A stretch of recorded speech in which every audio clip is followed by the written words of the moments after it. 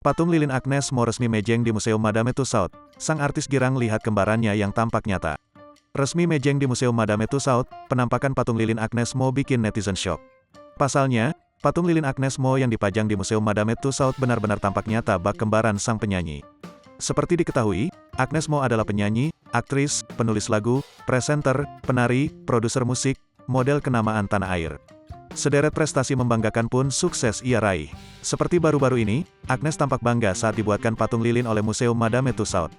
Tak sembarangan, terhitung baru 4 orang Indonesia yang dibuatkan patung lilin oleh museum tersebut yakni Insinyur Soekarno, Presiden Jokowi, Rudy Hartono, dan penyanyi Anggun C. Sasmi.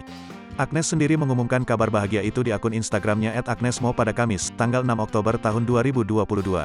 Unggahan itu memperlihatkan Agnes saat mendatangi Museum Madame Tussauds Singapura untuk melihat patung lilinnya.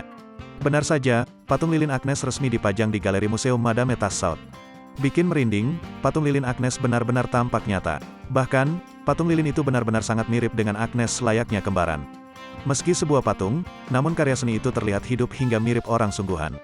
Terlihat jelas di raut wajah Agnes rasa puas dan bangga. Agnes Mo bahkan, Agnes tampak gelendotan manja dengan patung lilin tersebut.